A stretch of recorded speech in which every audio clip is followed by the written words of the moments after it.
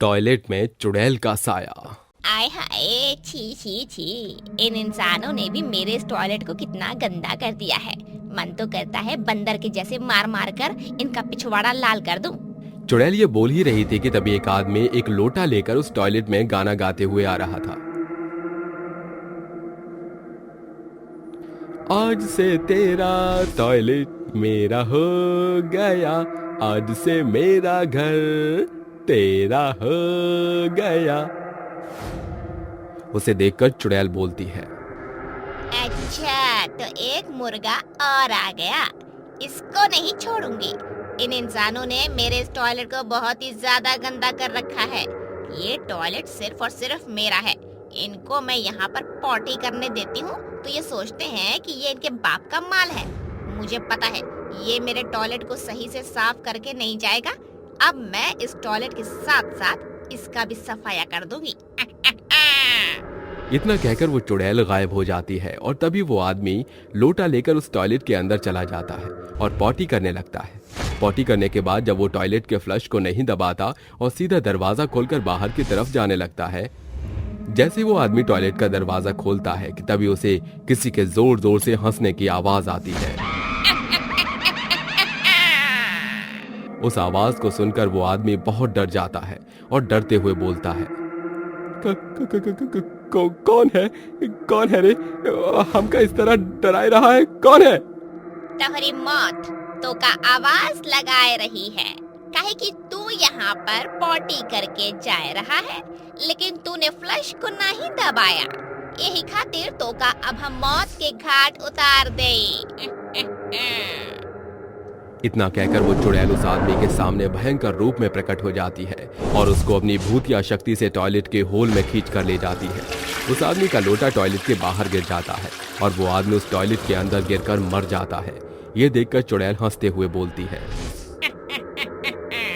अब मैं यहाँ पर किसी को भी नहीं छोड़ूंगी। इन लोगों ने मुझे बहुत ही ज्यादा दुखी कर दिया है। रात के समय जो भी इस टॉयलेट में शौच करने आएगा, मैं उसको इस टॉयलेट में जिंदा दफन कर दूंगी।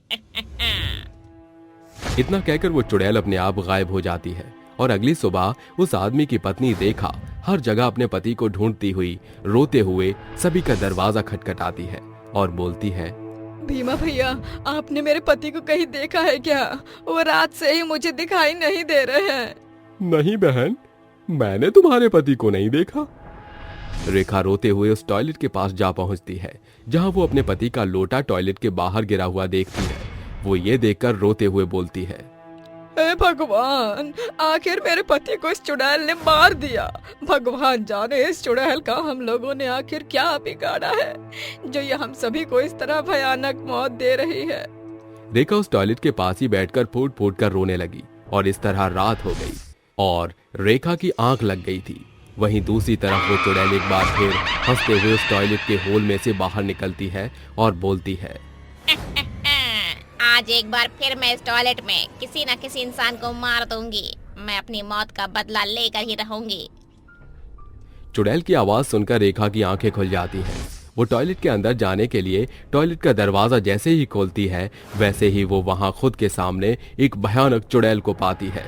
वो उस चुड़ैल को देखकर रोते हुए कहती है, अच्छा, तो तू ही वो चुड़ैल है जिसने मेरे पति को मार डाला। तूने मेरे पति को मार दिया है। इस दुनिया में मेरे पति के अलावा कोई भी नहीं था। तूने तो वो भी मुझसे छीन लिया। तो मुझे क्यों जिंदा रखा है तूने? तुम मुझे भी मार दे। ठीक है, मैं तुझे तेरे पति के पास अवश्य पहुंचाऊंगी। मैं तेरी ये इच्छा जरूर पूरी करूंगी। इतना कहकर वो चुड़ैल एक बार फिर रेखा को हवा में उड़ा देती है और टॉयलेट के होल में खींचकर ले जाती है। इस तरह अब रेखा भी अपने पति के जैसे मर जाती है। गांव में अब धीरे धीरे लोग कम होते जा रहे थे। दिन में अगर कोई उसे टॉयलेट में टॉयलेट करने आता तो उसे कुछ नहीं होता, लेकिन रात के समय अगर कोई टॉयलेट करने के लिए जाता तो वो चुड़ैल उसे जिंदा नहीं छोड़ती। इसलिए रात के समय लोगों ने टॉयलेट जाना ही बंद कर दिया। लेकिन कहते हैं ना, जरूरत पड़ने पर गधे को भी बाप बनाना पड़ता है। ठीक उसी तरह रात के समय अगर किसी को इमरजेंसी होती तो वो उसी टॉयलेट में जाया करता, क्योंकि उस गांव में एक ही टॉयलेट था। धीरे धीरे अब गांव में लोगों की संख्या कम होने लगी। ये देखकर गांव का मुखिया अपने गांव वालों से बोलता है, हमारे गांव में अब धीरे धीरे लोग कम होते जा रहे हैं। इस चुड़ैल ने तो अब बहुत ही ज्यादा आतंक फैला दिया है। इस चुड़ैल का राज हमें पता लगाना ही होगा। हमें इस चुड़ैल से एक बार बात करनी ही होगी। परंतु मुखिया जी, हम इस चुड़ैल से बात कैसे करेंगे? मैंने तो सुना है रात के समय कोई भी उस टॉयलेट के पास भटकता है तो वो चुड़ैल उसे टॉयलेट के अंदर घसीट कर ले जाती है और उसे मार देती है। लेकिन अगर हमने अपनी मौत का खौफ उस चुड़ैल के सामने दिखाया तो वो चुड़ैल एक ना एक दिन हमारे पूरे गांव को खाली कर देगी। उस चुड़ैल के साए से हमें मुक्ति पानी ही होगी। सभी गांव वाले मुखिया की बात से सहमत होते हैं और मुखिया के साथ रात के समय उस टॉयलेट के पास चले जाते हैं, जहां मुखिया लोटा लेकर उस टॉयलेट को एक बार फिर खोलता है। और जैसे ही मुखिया टॉयलेट का दरवाजा खोलता है कि तभी उसके सामने एक भयानक खौफनाक चुड़ैल आ जाती है। वो चुड़ैल मुखिया से बोलती है, आज मुखिया तू भी मेरे पास आ जा। तू क्या यहाँ जो भी तेरे पीछे पीछे है पूरा गांव आया है, उन सभी को अपने साथ बुला ले।